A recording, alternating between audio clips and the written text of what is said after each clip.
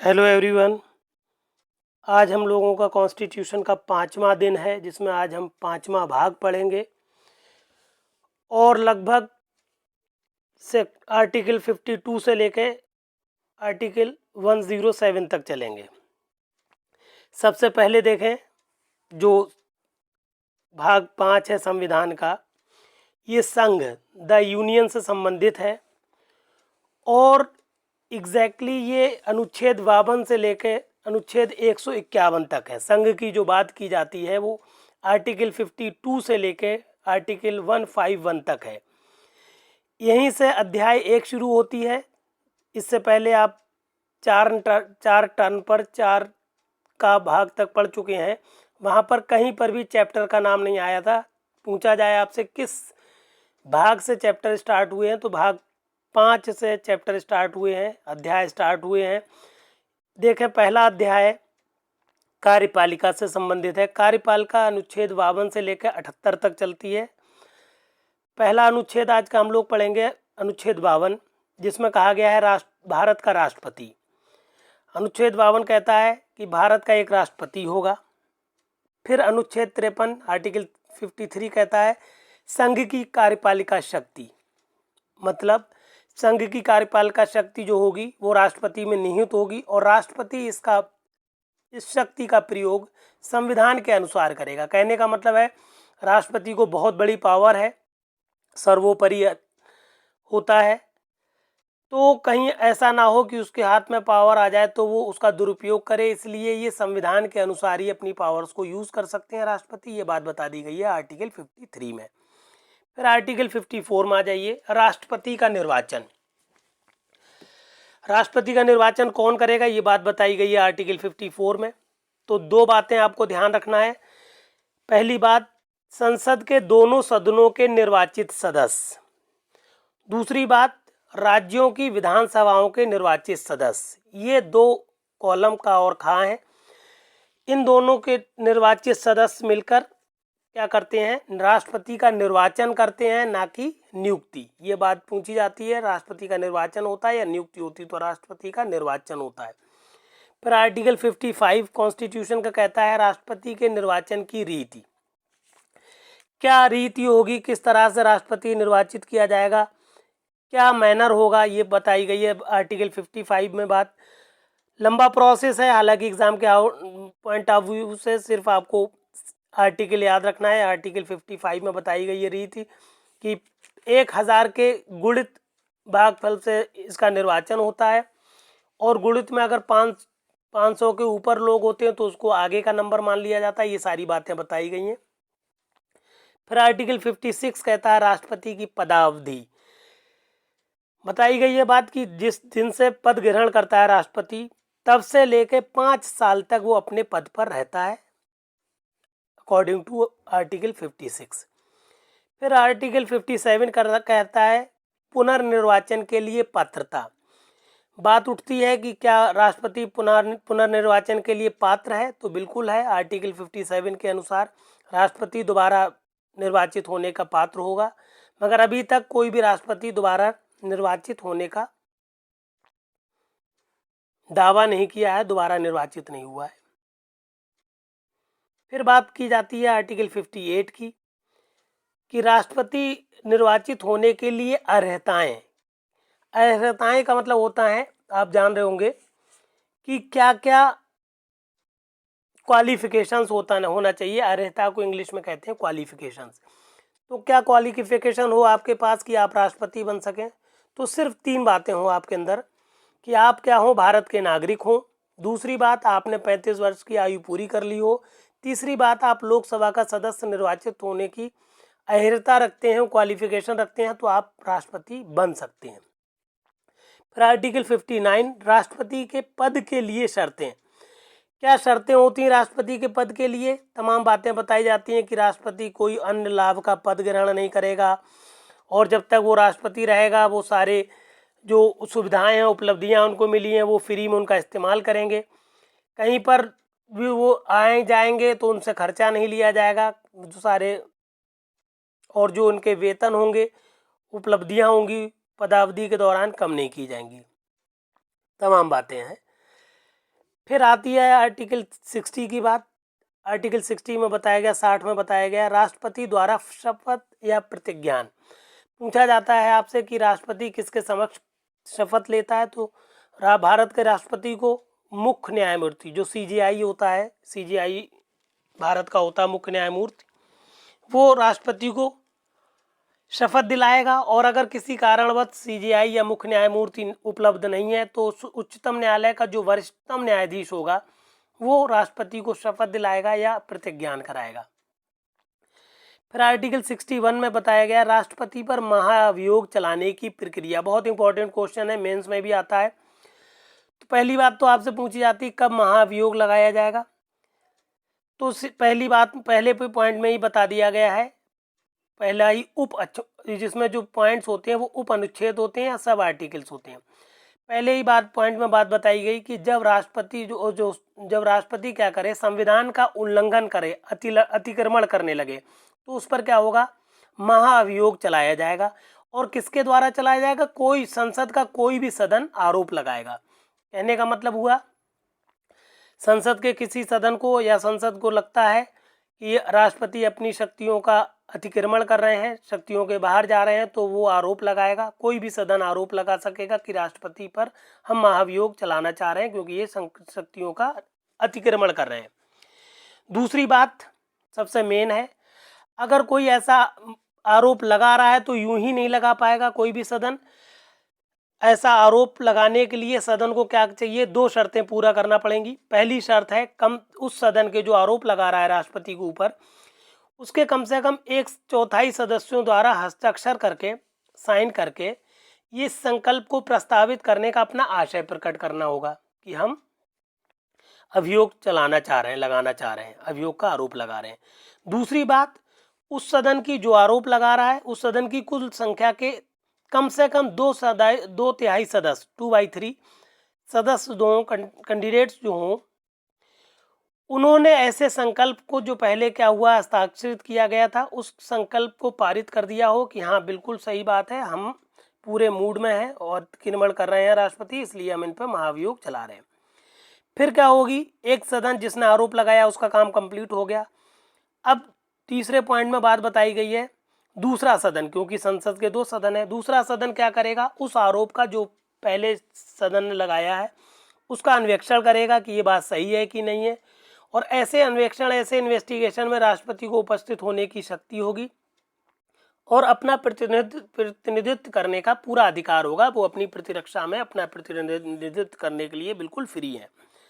चौथी और आखिरी बात बताई गई है, अगर दूसरा सदन क्या करे, अब दूसरे सदन ने इन्वेस्टिगेशन किया, अन्वेषण किया और अन्वेषण के बाद दूसरे सदन की कुल सदस्य संख्या जो है 2/3 इस संकल्प को पारित कर दे। कहने का मतलब है दूसरे सदन ने जिसने अन्वेषण किया है उसकी 2/3 संख्या बहुमत के साथ, सदस्य संख्या बहुमत के साथ ये संकल्प पारित कर दे कि हाँ भाई इन पर आरोप लगाया गया आरोप ठीक है, तो राष्ट्रपति को पद से हटाया हुआ माना जाएगा। उसी जैसे ही संकल्प पारित होगा वैसे ही राष्ट्रपति पद से हट जाएंगे।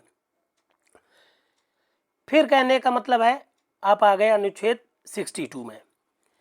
आर्टिकल 62 क्या कहता है, बहुत इंपॉर्टेंट बात है, हालांकि सिर्फ सेक्शन आर्टिकल पूछा जाता है कि राष्ट्रपति के पद में रिक्ति को भरने के लिए निर्वाचन करने का समय और आकस्मिक रिक्ति को भरने के लिए निर्वाचित व्यक्ति की पदावधि। पहली बात तो यह है इसमें कि अगर राष्ट्रपति क्या होते हैं, जब राष्ट्रपति अपनी पद रिक्ति से पहले ही दूसरे राष्ट्रपति को निर्वाचित कर लिया जाता है। पहली बात कहने का मतलब है जैसे राष्ट्रपति की पदावधि खत्म होने वाली होती है उससे पहले ही राष्ट्रपति को निर्वाचित कर लिया जाता है। खुदा न खास्ता ऐसा हो कि राष्ट्रपति अपने पद के दौरान ही किसी आकस्मिक कारण पद छोड़ दें या मृत्यु हो जाए या कोई ऐसी असामान्य घटना हो जाए, तो चूंकि बीच में ही पद रिक्त हो जाएगा, तो ऐसी आकस्मिकता में, ऐसी इमरजेंसी में क्या करेंगे, राष्ट्रपति का पद 6 माह के भीतर भरना होगा। कहने का मतलब हुआ यहाँ तक आर्टिकल 52 से लेकर आर्टिकल 62 तक राष्ट्रपति की बात हुई, पूरी बात राष्ट्रपति के बारे में है। फिर आर्टिकल 63 से उपराष्ट्रपति शुरू हो जाएगा। आर्टिकल 63 में कहा गया है भारत का उपराष्ट्रपति, कहने का मतलब है भारत का एक उपराष्ट्रपति होगा अकॉर्डिंग टू आर्टिकल 63। फिर अनुच्छेद 64 में कहा गया है 64 में कि उपराष्ट्रपति का राज्यसभा का पदेन सभापति होना। जो उपराष्ट्रपति होता है वो राज्यसभा का पदेन सभापति, सबसे बड़ा पद धारण करता है। और 66 में बताई गई है उपराष्ट्रपति का निर्वाचन। पूछा जाए आपसे कि उपराष्ट्रपति का निर्वाचन कैसे होता है, तो सिंपल सी बात है, संसद के दोनों सदनों के सदस्यों द्वारा मिलकर बनने वाले निर्वाचक गण के द्वारा किया जाता है। कहने का मतलब है इसमें सिर्फ और सिर्फ संसद के दोनों सदन के जो निर्वाचित सदस्य हैं वो मतदान करते हैं और उनके मतदान के अनुसार आधार पर उपराष्ट्रपति का निर्वाचन होता है। फिर आर्टिकल 67 में आ जाइए, उपराष्ट्रपति की पदावधि। उपराष्ट्रपति भी अपने पद ग्रहण करने की तिथि से 5 साल तक अपने पद पर रहते हैं। फिर 69 में कह दिया गया है उपराष्ट्रपति द्वारा शपथ या प्रतिज्ञान। उपराष्ट्रपति को भारत का राष्ट्रपति या राष्ट्रपति के द्वारा निमित्त कोई भी व्यक्ति जिसे वो नियुक्त कर दे वो शपथ दिलाएगा उपराष्ट्रपति को। ये बात बताई गई है आर्टिकल 69 में। फिर बहुत ही इंपॉर्टेंट आर्टिकल है आर्टिकल 72 72, जो मेंस में भी खूब आता है, प्री में भी बहुत आता है, और इस पर हमने एक केस लॉ भी 2 केस लॉ दिए हुए हैं। केस लॉ के साथ आपको इस मैटर को लिखना होता है। अनुच्छेद 72 कहता है क्षमा आदि की और कुछ मामलों में दंडादेश के निलंबन, परिहार या लघुकरण की राष्ट्रपति की शक्ति। बहुत ध्यान से समझिएगा, एक एक शब्द इसका ध्यान से आपको समझना है और लिखना है। पहले पॉइंट में बात बताई गई है, पहले उपनुच्छेद में बात बताई गई है 72 के कि राष्ट्रपति को किसी अपराध के लिए दोष सिद्ध ठहराए गए किसी व्यक्ति के दंड को क्षमा, उसका प्रविलंबन, विराम या परिहार करने की अथवा दंडादेश के निलंबन, परिहार या लघुकरण की शक्ति होगी। किन मामलों में होगी नीचे बताई गई है। पहले ये बात समझ लें कि राष्ट्रपति क्या कर सकता है, किसी भी दोष सिद्ध ठहराए गए व्यक्ति को क्षमा कर सकता है, उसके दंड को प्रविलंबन का मतलब होता है छूट देना, या विराम लगा सकता है, या परिहार का मतलब होता है किसी दंड के बदले कोई अन्य छोटा या अन्य दंड दे देना, 10 साल के बदले 3 साल, आजीवन के बदले कोई भी दंड, तो इसको परिहार कहते हैं। तो परिहार करने की शक्ति होगी दोष सिद्ध के विरुद्ध। और अगर के दंडादेश दे दिया गया है किसी व्यक्ति को तो उसके दंड को निलंबन करने, सस्पेंड करने या परिहार करने या लघुकरण की शक्ति होगी। अब ये शब्द जो है निलंबन, परिहार या लघुकरण, इनका पहला वाला हमने अक्षर ले लिया है निपल बन जाएगा। तो ये वर्ड, ये 3 शब्द जो हैं बार बार इस्तेमाल होंगे, इसलिए आपको याद रखना है ये। तो किन मामलों में शक्ति होगी राष्ट्रपति को, पहली बात बताई गई है कि उन सभी मामलों में जिसमें दंड या दंडादेश सेना न्यायालय ने दिया है। दूसरी बात, उन सभी मामलों में जिसमें दंड या दंडादेश ऐसे विषय संबंधी किसी विधि के विरुद्ध अपराध के लिए दिया गया है जिस विषय पर संघ की कार्यपालिका शक्ति का विस्तार है। तीसरी और आखिरी बात कही गई है कि उन सभी मामलों में जिनमें दंडादेश मृत्यु दंडादेश है। कहने का मतलब है राष्ट्रपति को अपनी शक्तियों का प्रयोग करने की छूट है। राष्ट्रपति अपनी शक्तियों की सजा से मुक्ति कराने, दोष मुक्त करने या क्षमा करने का 3 मामलों में इस्तेमाल कर सकता है। जबकि पहली बात, जबकि दंड या दंडादेश सेना न्यायालय ने दिया हो। दूसरी बात, कहीं पर पूरे भारत में, जहां तक भारत की कार्यपालिका शक्ति है, पूरे भारत में कहीं पर भी अपनी शक्तियों का प्रयोग, अपनी क्षमादान की शक्ति का प्रयोग कर सकता है राष्ट्रपति। तीसरी बात, अगर किसी को मृत्युदंड दिया गया है तब भी राष्ट्रपति को शक्ति है कि उसको वो क्षमादान कर दे या निलंबन कर दे, या जो भी उपर्युक्त शक्तियां बताई गई ये सारी। फिर दूसरे पॉइंट में बात बताई गई है जो बहुत इंपॉर्टेंट है कि आपने जो खंड 1 का उपखंड का पढ़ा है जिसमें बात हुई है सेना न्यायालय के बारे में, तो कहने का मतलब यहाँ पर यह है, दूसरे खंड का बात कहने का मतलब यह है कि जहाँ पर किसी संघ द्वारा, संघ के सशस्त्र बल को के किसी ऑफिसर द्वारा या सेना न्यायालय द्वारा कोई दंडादेश दिया गया है और उस दंडादेश के आदेश को उस सेना न्यायालय ने या किसी ऑफिसर ने निलंबन, परिहार या लघुकरण कर दिया है, तो उन मामलों में राष्ट्रपति इंटरफेयर नहीं करेगा। कहने का मतलब है जो सेना के न्यायालय द्वारा पारित आदेशों का निलंबन या परिहार करने की जो शक्ति किसी ऑफिसर को है, उस ऑफिसर की या उस न्यायालय की किसी शक्ति पर राष्ट्रपति द्वारा प्रयुक्त की गई शक्ति का प्रभाव नहीं पड़ेगा। तीसरी और आखिरी बात बताई गई है कि जो खंड 1 का उपखंड ग था जिसमें मृत्युदंड की बात हुई थी, तो जहां पर मृत्युदंड दिया गया हो और राज्यपाल ने उस मृत्युदंड के दंडादेश के निलंबन, परिहार या लघुकरण किया हो, तो राज्यपाल की इस प्रकार की शक्तियों पर भी राष्ट्रपति की शक्ति कोई असर नहीं डालेगी। मतलब कहने का मतलब यह है कि इन अधिकारियों को, इन सेना न्यायालयों को या राज्यपाल को जो शक्तियां दी गई हैं, उन शक्तियों, जो निलंबन, परिहार और लघुकरण, निपल की जो शक्ति दी गई है अधिकारियों या राज्यपाल को, इनकी शक्तियों को लघुकृत नहीं करती है राष्ट्रपति की शक्ति। मतलब इनकी शक्तियां अपनी जगह है और राष्ट्रपति की शक्ति अपनी जगह है। इस पर बेस्ड एक केस लॉ सुप्रीम कोर्ट का जजमेंट है। पहला जजमेंट हमने लिखा है भारत संघ और अन्य बनाम धर्मपाल AIR 2019, सुप्रीम कोर्ट का ये केस है। और इसी से बिल्कुल मिलता जुलता केस नीचे हमने नंबर 2 पे लिखा हुआ है, शत्रुघ्न चौहान बनाम भारत संघ AIR 2014, ये भी सुप्रीम कोर्ट का केस है। दोनों ही केस सुप्रीम कोर्ट के हैं। दोनों ही केसेस में समानता ये है कि दोनों ही केसेस में मृत्युदंड दिया गया था विचारण न्यायालय द्वारा, और दोनों ही केसेस में विचारण न्यायालय के जो मृत्युदंड थे उसको आजीवन कारावास को में परिवर्तित कर दिया था उच्च न्यायालय ने। और दोनों ही मामलों में उच्च न्यायालय का जो निर्णय था मृत्युदंड को आजीवन कारावास में परिवर्तित करने का, उस निर्णय को उच्चतम न्यायालय ने सही माना था, वैध माना था। मसला क्या था, थोड़ा सा मसला समझ ले, इसमें मामला समझ ले। पहले शत्रुघ्न चौहान का मामला समझ ले। शत्रुघ्न चौहान का मामला ये था कि शत्रुघ्न चौहान को ने दया याचिका दाखिल की थी और इनकी दया याचिका 13 सालों तक लटकी रही और इनको दया याचिका पे इनकी विचार नहीं हुआ, इनकी सुनवाई नहीं हुई, इनको कोई राहत नहीं मिली।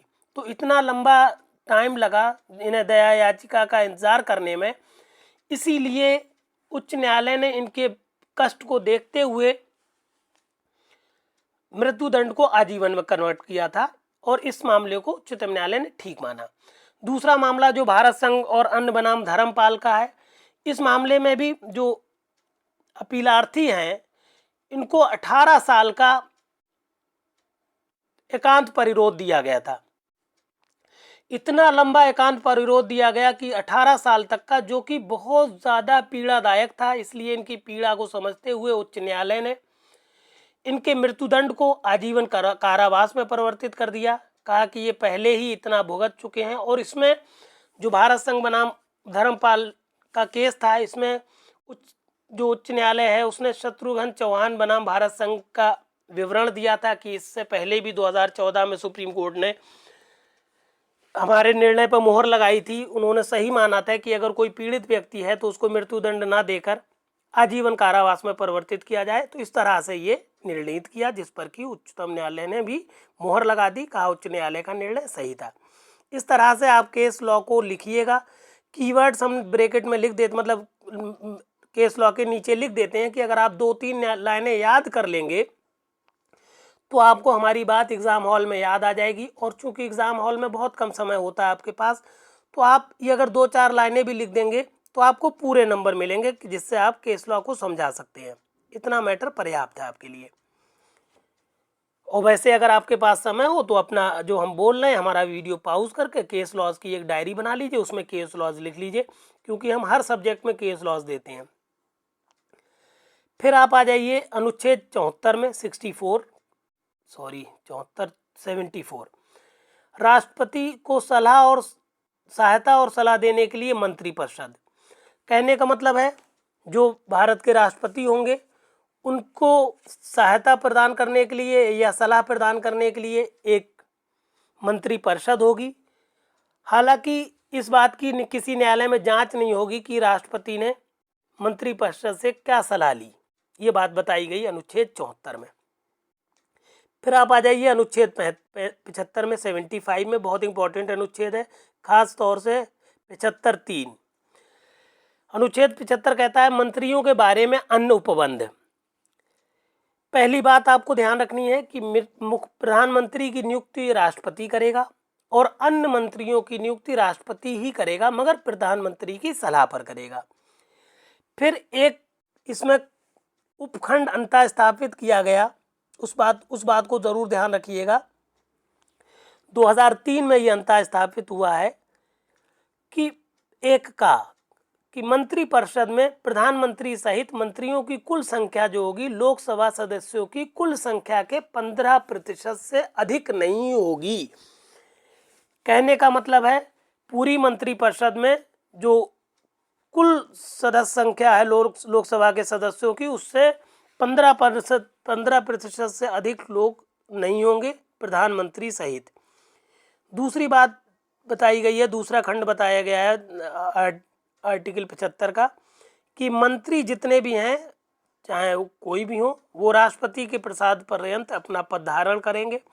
तीसरी और आखिरी बात बताई गई है कि मंत्रिपरिषद जो है वो लोकसभा के प्रति सामूहिक रूप से उत्तरदायी होगी।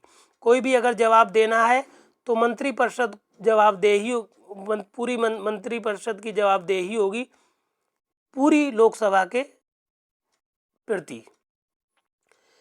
फिर अनुच्छेद 76 में बताई गई है बात भारत का महान्यायवादी। कहने का मतलब यह है कि भारत का एक महान्यायवादी होगा। और क्या योग्यताएं होना चाहिए महान्यायवादी बनने के लिए, तो जो भी योग्यताएं उच्चतम न्यायालय के न्यायाधीश के लिए हैं वो सारी योग्यताएं होना चाहिए भारत के महान्यायवादी में। और ये भी अपने पद को राष्ट्रपति के प्रसाद पर्यंत धारण करते हैं और भारत के किसी भी न्यायालय में ये कोई भी वाद ला सकते हैं, कोई भी कार्रवाई कर सकते हैं। फिर आ जाइए आप, ये अध्याय यहाँ पर एक कंप्लीट आपका हो गया। फिर अध्याय 2 में आ जाइए। अध्याय 2 संसद से रिलेटेड है, संसद या पार्लियामेंट की बात की गई है, जो कि अनुच्छेद 79 से लेके अनुच्छेद 122 तक चलेगा। तो पहले तो हम देख ले अनुच्छेद 79 क्या कहता है। संसद का गठन, तो संघ के लिए एक संसद होगी, ये बात बताई गई है 79 आर्टिकल में। और इस संसद में कौन होंगे, राष्ट्रपति होंगे और दो सदन होंगे जिनका नाम राज्यसभा और लोकसभा होगा। कुल मिला के राष्ट्रपति, राज्यसभा और लोकसभा से मिलकर संसद बनती है। राज्यसभा उच्च सदन है और लोकसभा निम्न सदन है। फिर आर्टिकल 80 में आ जाइए। आर्टिकल 80 कहता है कॉन्स्टिट्यूशन का राज्यसभा की संरचना। राज्यसभा में टोटल 250 लोग होते हैं, 238 प्लस 12, 238 लोग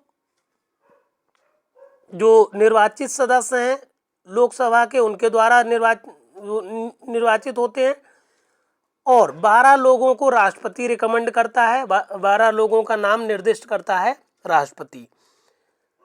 और ये 12 लोग जो राष्ट्रपति नाम निर्दिष्ट करता है, ये लोग क्या होते हैं, साहित्य से संबंधित हो सकते हैं, कला से संबंधित हो सकते हैं, विज्ञान या फिर समाज सेवा, इन क्षेत्रों से संबंधित अगर कोई व्यक्ति हैं तो ऐसे व्यक्तियों का नाम राज्यसभा की सदस्यता के लिए राष्ट्रपति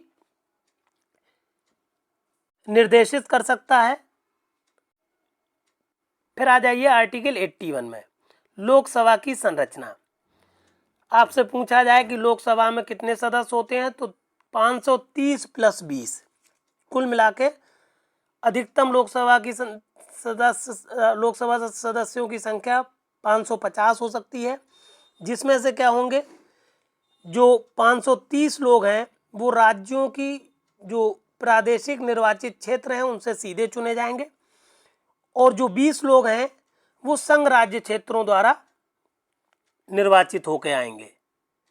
ठीक, 530 लोग राज्यों से निर्वाचित होकर आएंगे और 20 लोग संघ राज्य क्षेत्रों से निर्वाचित होकर लोकसभा में पहुंचते हैं। फिर बात बताई गई है आर्टिकल 83 में संसद के सदनों की अवधि। बहुत इंपॉर्टेंट टॉपिक है ये। पहले ही पॉइंट में बात बताई गई है कि राज्यसभा का विघटन नहीं होता, पहली बात। दूसरी बात यह है कि जो राज्यसभा के 1/3 सदस्य होते हैं वो प्रत्येक द्वितीय वर्ष निवृत्त हो जाते हैं। ये बात ध्यान रखना है कि राज्यसभा का विघटन नहीं होगा, मगर प्रत्येक दूसरे वर्ष जो होंगे 1/3 लोग निवृत्त हो जाएंगे, हट जाएंगे, उनकी जगह नए लोग निर्वाचित कर लिए जाएंगे। दूसरी बात, अगर लोकसभा विघटित नहीं कर दी जाती अपने समय से पहले तो वो अपने अधिवेशन की तारीख से, जिस दिन उसने अपना पहला अधिवेशन उसका था लोकसभा का, उस प्रथम अधिवेशन की तारीख से 5 साल तक वो लोकसभा बनी रहेगी। फिर आर्टिकल 84 में आ जाइए। संसद की सदस्यता के लिए अर्हता, क्या क्वालिफिकेशंस होना चाहिए कि आप संसद के सदस्य बन सकें? तो तमाम बातें तो होना ही चाहिए कि आप भारत के नागरिक हों और अनसाउंड माइंड के ना हो, ये तमाम बातें होना चाहिए। उसके अलावा जो मेन बात है वो ये है कि राज्यसभा के लिए अगर आपको निर्वाचित होना, सदस्य बनना चाहते हैं तो आपकी उम्र कम से कम 30 साल होना चाहिए, और अगर आप लोकसभा के लिए इलेक्शन लड़ रहे हैं तो कम से कम आपकी उम्र 25 साल होना चाहिए। ये इसलिए हमने बताया उम्र का क्योंकि प्रश्न आता है कि प्रधानमंत्री बनने के लिए भारत में उम्र कितनी होना चाहिए।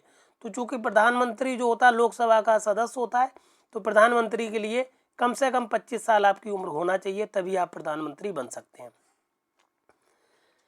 फिर संसद, ये असल में आर्टिकल यहाँ पर हम लिख नहीं पाए हैं, नंबर नहीं लिखा हुआ है, जो ग्रीन पेन से लिखा हुआ है अनुच्छेद लिखा हुआ है, अनुच्छेद संसद के सत्र, सत्रावसान और विघटन।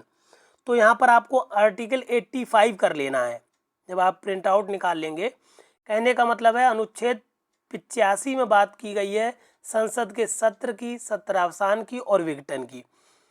पहली बात है कि जो संसद का सत्र होता है या सत्रावसान होता है वो उसको आहूत करता है या सत्रावसान करता है राष्ट्रपति, और विघटन चूंकि राज्यसभा का होता नहीं है और लोकसभा का अगर विघटन करना है तो लोकसभा का विघटन राष्ट्रपति करता है। बस इतनी सी बात इसमें आपको अनुच्छेद 85 में याद रखना है। फिर आ जाइए आप आर्टिकल 92 में। इंपॉर्टेंट क्वेश्चन बनता है प्री में कि जब राज्यसभा के सभापति या उपसभापति को पद से हटाने का कोई संकल्प विचाराधीन है तब उसका पीठासीन ना होना। कहने का मतलब हुआ लोकसभा का सभापति जो कि उपराष्ट्रपति होता है, या उपसभापति जिसको राज्यसभा ने आपस में मिलकर नियुक्त किया है, अब ये लोग चाहते हैं कि ये अब पीठासीन अधिकारी हमारा नहीं रहेगा, तो ऐसे व्यक्ति को जो पीठासीन ना रहे, इस पे विचार चल रहा है, ऐसा व्यक्ति मत देने का हकदार नहीं होगा। कहने का मतलब है जब ये लोकसभा राज्यसभा ये मन बना ले कि हमको इनको पीठासीन नहीं रखना है, तो ऐसे व्यक्ति को, चाहे वो सभापति हो या उपसभापति हो, उनको मत देने का कोई अधिकार नहीं रहता। इसका बिल्कुल कंट्रास्ट देख लीजिए अनुच्छेद 96। 92 में राज्यसभा की बात हुई है, 96 में लोकसभा की बात हुई है। लोकसभा में क्या होगा देख लें कि अगर लोकसभा के अध्यक्ष या उपाध्यक्ष को पद से हटाने का कोई संकल्प विचाराधीन है तो उस जो वो अध्यक्ष या उपाध्यक्ष है वो उसका पीठासीन ना होना। अब ऐसी अवस्था में जब लोकसभा ने मन बना लिया है कि जो हमारा पीठासीन अध्यक्ष या उपाध्यक्ष है इसको हमें पीठासीन नहीं रखना है, इसको अब हमें हटाना है, तो जब ऐसा संकल्प पारित हो जाएगा तो इस सिचुएशन में जो अध्यक्ष होगा लोकसभा का या उपाध्यक्ष होगा उसको प्रथमता मत देने का अधिकार होगा, क्योंकि वो निर्वाचित होकर आया है। तो पहली बार तो ये मत दे सकते हैं, मगर चूंकि इनको अध्यक्ष और उपाध्यक्ष को मत बराबर के दशा में मत देने का अधिकार होता है, तो जब मत बराबर की स्टेज आएगी, दोनों पक्ष और विपक्ष के मत बराबर हो गए हैं, तो ऐसी अवस्था में निर्णायक मत देने का अधिकार नहीं होता है लोकसभा या लोकसभा के अध्यक्ष या उपाध्यक्ष को, जबकि ये विचार चल रहा हो कि इन्हें अब हम पीठासीन नहीं रखेंगे। फिर आर्टिकल 100 इम्पोर्टेंट है, बहुत इम्पोर्टेंट है। सदनों में मतदान कब? रिक्तियों के होते हुए भी सदनों की कार्य करने की शक्ति और गणपूर्ति। कहने का मतलब है जब सदन में कोई पद रिक्त हो तो वहाँ पर मतदान हो, या फिर जो सदन के कार्य होंगे वो सब वैध होंगे, लीगल होंगे। ऐसा नहीं है कि रिक्ति है किसी पद की तो वहाँ पर मतदान नहीं हो सकते, या रिक्ति है तो वहाँ पर कार्य नहीं हो सकते, या कार्यों की विधिमान्यता पर कोई प्रश्न उठाया जाए। और एक प्रश्न और आता है कि गणपूर्ति कितनी होती है, तो आपको याद रखना है किसी भी सदन की गणपूर्ति जो है वो कुल सदस्य संख्या का 10वां भाग होती है। किसी भी सदन के सदस्यों के 10वें भाग के बराबर सदस्यों से गणपूर्ति होती है उस सदन की। फिर आप आ जाइए अनुच्छेद 102 पर। अनुच्छेद 102 भारतीय संविधान का कहता है सदस्यता के लिए निर्हरताएं, डिस्क्वालिफिकेशंस। कौन सदस्य कब निर्हरित हो जाएगा, कब डिस्क्वालीफाई हो जाएगा, ये बात बताई गई अनुच्छेद 102 में। तो आपको इसमें 4 बातें याद रखनी है, 4 क्या बल्कि 5 बातें याद रखनी है। पहली बात है कि सदस्य कोई लाभ का पद धारण नहीं करेगा, और अगर ऐसा कर लेता है तो उसका पद क्या होगा, वो रिक्त माना जाएगा। दूसरी बात, किसी संसद सदस्य को सक्षम न्यायालय द्वारा विकृत घोषित कर दिया गया है तो वो क्या होगा, डिस्क्वालीफाई हो जाएगा। तीसरी बात, अनुन्मोचित होता है अनडिस्चार्ज। उन्मोचित अलग है, अनुन्मोचित अलग है। उन्मोचित में छोड़ देना, उन्मोचित को कहते हैं डिस्चार्ज, उन्मोचित का अपोजिट है अनउन्मोचित। अनडिस्चार्ज दिवालिया। ऐसा कोई व्यक्ति जिसको अस्पताल से छुट्टी ना मिली हो, अनडिस्चार्ज हो, और अगर ऐसा हॉस्पिटल नहीं, न्यायालय की बात करेंगे क्योंकि दिवालिया घोषित करने का कार्य न्यायालय का है, विकृत चित्त घोषित करने का कार्य अस्पताल से आता है सर्टिफिकेट, उस पर न्यायालय विचार करता है। तो अगर कोई अनउन्मोचित दिवालिया है तो वो भी संसद का सदस्य होने के योग्य नहीं है, डिस्क्वालीफाइड है वो। फिर चौथी बात की गई है कि वो अगर भारत का नागरिक नहीं है, अगर कोई भारत का नागरिक है नहीं है तो भी वो संसद का सदस्य नहीं रहेगा। अब 5वीं और आखिरी बात है अन्य निर्हरताएं, मतलब संसद कोई ऐसी विधि बनाए जिसके अंतर्गत वो कहे कि ऐसा व्यक्ति डिस्क्वालीफाई होगा सदस्यता के लिए, तो उन निर्हरताओं को भी फॉलो करना पड़ेगा। फिर आप आ जाइए अनुच्छेद 103 पर, सदस्यों की निर्हरता से संबंधित प्रश्नों पर विनिश्चय। बहुत इंपॉर्टेंट बात है, पूछा जाता है कि कहीं पर अगर सदस्यों की निर्हरता डिस्क्वालिफिकेशन से संबंधित कोई बात चलेगी तो जो राष्ट्रपति है उसका जो विनिश्चय होगा वो अंतिम होगा, राष्ट्रपति का निर्णय अंतिम होता है। मगर दूसरे ही पॉइंट में इसके बता दी गई है बात कि ऐसे प्रश्न को विनिश्चित करने में कि जो सदस्य है वो निर्हरित है या नहीं है, डिस्क्वालीफाइड है कि नहीं है, ऐसा विनिश्चय करने में, ऐसा निर्णय देने में राष्ट्रपति क्या करेगा, निर्वाचन आयोग की राय लेगा और उस राय के अनुसार कार्य करेगा राष्ट्रपति। कहने का मतलब है कि निर्योग्यता या निर्हरता पर जो निर्णय है वो राष्ट्रपति का अंतिम है, मगर राष्ट्रपति अपने आप निर्णय नहीं लेता है, राष्ट्रपति निर्वाचन आयोग की राय पर निर्णय लेता है, मगर राष्ट्रपति का निर्णय अंतिम हो जाता है। फिर अनुच्छेद 106 में सदस्यों के वेतन और भत्ते की बात की गई है। तो जो संसद के सदस्य होते हैं उनके वेतन और भत्ते संसद तय करती है नियमानुसार। फिर आज का हम लोगों का आखिरी आर्टिकल है आर्टिकल 107, विधेयकों के पुनःस्थापन का मतलब होता है प्रस्तुति और पारित किए जाने के संबंध में उपबंध। इस बात को ध्यान से समझ लीजिए आप कि जो विधेयक हैं, जो बिल्स हैं, वो कहाँ प्रस्तुत किए जाएंगे, पुनर्स्थापित किए जाएंगे और उनके बारे में किस तरह के उपबंध हैं। ये बहुत इंपॉर्टेंट है आर्टिकल 107। तो इसमें पहली सारे पॉइंट से इससे प्रश्न बनता है। पहला पॉइंट समझ लीजिए, पहला उपअनुच्छेद अनुच्छेद 107 का, धन विधेयक और अन्य वित्त विधेयकों के संबंध में अनुच्छेद 109 और 117 के उपबंधों के अधीन रहते हुए कोई भी विधेयक संसद के किसी भी सदन में आरंभ हो सकेगा। कहने का मतलब है कि धन विधेयक हो या कोई अन्य वित्त विधेयक हो, वो किसी भी वो क्या होगा, धन विधेयक या कोई अन्य वित्त विधेयक जो है सिर्फ और सिर्फ लोकसभा में प्रस्तुत किया जाता है, पुनर्स्थापित किया जाता है। और इनके धन विधेयक और वित्त विधेयक के अलावा कोई भी विधेयक है तो वो कोई किसी भी सदन में प्रस्तुत किया जा सकता है, कहीं से भी उसका पुनर्स्थापना की जा सकती है। दूसरे पॉइंट में बात बताई गई है कि अनुच्छेद 108 और अनुच्छेद 109 के उपबंधों के अधीन रहते हुए कोई विधेयक संसद के सदनों द्वारा तब तक पारित किया गया नहीं समझा जाएगा जब तक संशोधन के बिना या केवल ऐसे संशोधनों सहित जिन पर दोनों सदन सहमत हो गए हैं या उस पर दोनों सदन सहमत नहीं हो जाते हैं। कहने का मतलब आप समझ लीजिए, अनुच्छेद 108 में असल में बात बताई गई है कि वो दशाएं जिनमें दोनों सदनों की संयुक्त बैठक होती है। अगले टर्न पर हम पढ़ाएंगे कि संयुक्त बैठक क्यों होती है, कि जब दोनों सदन आपस में सहमत नहीं होते हैं तब होती है उनकी संयुक्त बैठक। तो कोई संयुक्त बैठक से संबंधित कोई विधेयक है, या फिर अनुच्छेद 109 अभी हमने बात की थी, 109 में बात बताई गई है धन विधेयक के बारे में।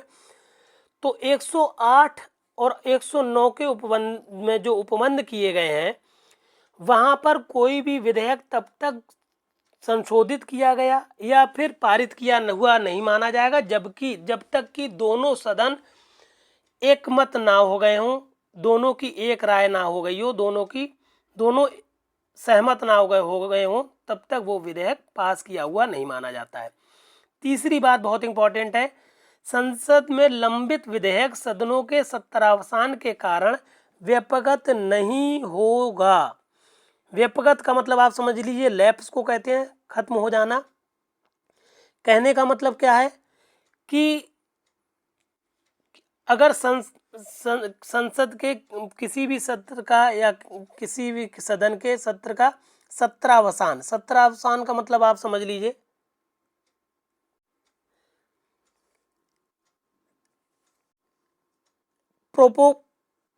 प्रोरोगेशन, हिंदी में आप यूं समझ लीजिए सत्र का समाप्त हो जाना। तो कि संसद के किसी भी सदन में अगर कोई विधेयक लंबित है और उस लंबन के दौरान क्या हुआ है, कोई सत्र समाप्त हो गया है, तो बिल कभी भी लैप्स नहीं होता, खत्म नहीं होता। चौथी बात बहुत इंपॉर्टेंट, चौथा और पांचवा पॉइंट, ये बहुत आते हैं पेपर्स में। चौथे पॉइंट में बात कही गई है कि राज्यसभा में लंबित विधेयक जिसको लोकसभा ने पारित नहीं किया है लोकसभा के विघटन पर व्यापगत नहीं होगा। बहुत इंपॉर्टेंट बात है कि लोकसभा में कोई विधेयक लंबित है जिसको अभी तक लोकसभा ने अगर लोकसभा कह गए हो तो आप समझ लीजिए राज्यसभा में कोई विधेयक लंबित है जिसको अभी तक क्या किया है, लोकसभा ने पारित नहीं किया है, तो लोकसभा के विघटन पर वो व्यापगत नहीं होगा। बिल्कुल क्लियर समझ लीजिए चौथे पॉइंट को कि लोकसभा में अगर लंबित विधेयक है और उस विधेयक को लोकसभा ने पास नहीं किया है तो लोकसभा अगर विघटित हो जाती है तो उस लोकसभा के विघटन से उस बिल पर कोई असर नहीं पड़ेगा, वो व्यापगत नहीं होगा। इसका जस्ट उलट मामला देख लीजिए पॉइंट 5 में, क्योंकि राज्यसभा तो कभी विघटित होते नहीं है। 5वें पॉइंट को आप ध्यान से समझ लीजिए कि कोई विधेयक जो लोकसभा में लंबित है या लोकसभा ने जिसको पारित कर दिया है और पारित करने के बाद वो राज्यसभा में लंबित है, तो अनुच्छेद 108 के उपबंधों के अधीन रहते हुए लोकसभा के विघटन पर ऐसा जो बिल है वो व्यापगत हो जाएगा। कहने का मतलब क्या हुआ कि कोई ऐसा विधेयक है जिसको क्या हुआ है, लोकसभा में जो या तो लंबित है या जिसको लोकसभा ने पारित कर दिया है, मगर अभी तक राज्यसभा में वो लंबित है, राज्यसभा ने पास नहीं किया है। इसी दौरान अगर लोकसभा विघटित हो जाती है तो विघटित होते ही वो जो विधेयक था, बिल था, वो अपने आप खत्म हो जाएगा, व्यपगत हो जाएगा। सिंपल सी बात है, आपसे कहीं भी पूछा जाए कि किसी भी सदन के विघटन पर क्या वो बिल व्यपगत हो जाएगा, लैप्स हो जाएगा, तो आप बिल्कुल आंसर लिखेंगे बिल्कुल यस। विघटन पर जो बिल होता है वो लैप्स कर जाता है, क्योंकि राज्यसभा विघटित होती नहीं है, इसलिए वहां पर लंबित विधेयक विघटित या लैप्स नहीं होता। यहाँ पर हमने अपना नंबर दिया है, अगर कोई असुविधा है तो ये व्हाट्सएप नंबर है हमारा 9450770672, इस पर आप हमसे संपर्क कर लीजिए, मैसेज कर दीजिए, या फिर डायरेक्ट आप डालिए फिरोज सर या लॉ बाई फिरोज सर या @of law classes by Firoz sir, आप हम तक पहुंच जाएंगे। कोई भी असुविधा होने पर हमसे आप डिस्कस कर सकते हैं। हम आपको इस तरह का मैटर दे रहे हैं जो भारत में होने वाले सारे एग्जाम, चाहे वो HJS हो, PCSJ हो, APO हो, चाहे प्री हो या मेंस हो, सबके लिए पर्याप्त मैटर है। उसके अलावा AIBE का जो एंट्रेंस एग्जाम होता है उसके लिए पर्याप्त मैटर है, या फिर आप लॉ कर रहे हैं और लॉ करते करते आप तैयारी करना चाहते हैं, जज बनना चाहते हैं, तो ये मैटर आपके लिए पर्याप्त है, सफिशिएंट मैटर है, कहीं भटकने की ज़रूरत नहीं है। हमारे जितने भी वीडियो आपको यूट्यूब पे मिलेंगे सब पे हमने PDF लगाया हुआ है, इसलिए PDF को डिस्क्रिप्शन बॉक्स में जाके डाउनलोड करिए और हमारे मैटर को तैयार कर लीजिए। कंप्लीट मैटर है, सारे इंपॉर्टेंट केस लॉज, सारे इंपॉर्टेंट पॉइंट्स किस किस तरह से आते हैं ये सब हमने डिस्कस किया हुआ है। इससे पहले हम आपको IPC, CRPC और एविडेंस एक्ट दे चुके हैं, ये चौथा एक्ट हम लोगों का चल रहा है, कॉन्स्टिट्यूशन। कोई असुविधा हो तो जैसे ही आप हमारे चैनल को सब्सक्राइब करेंगे आप हम तक डायरेक्ट पहुंच जाएंगे, ऊपर से नीचे की तरफ आते चले जाइए, सारी चीज़ें प्लेलिस्ट में आपको वीडियोज़ में लगी हुई मिल जाएंगी। उसके अलावा अलग अलग सब्जेक्ट की प्लेलिस्ट बना दी है, वहाँ पर आप चले जाइए, वहाँ से आप डाउनलोड कर लीजिए या पढ़िए मैटर को। ये चूंकि पर्याप्त मैटर है हर व्यक्ति के लिए, इसलिए इस मैटर को सभी व्यक्तियों को, जब सभी संबंधित लोगों को पहुंचा दीजिए और हमारे चैनल को प्लीज़ सब्सक्राइब कर लीजिए। धन्यवाद।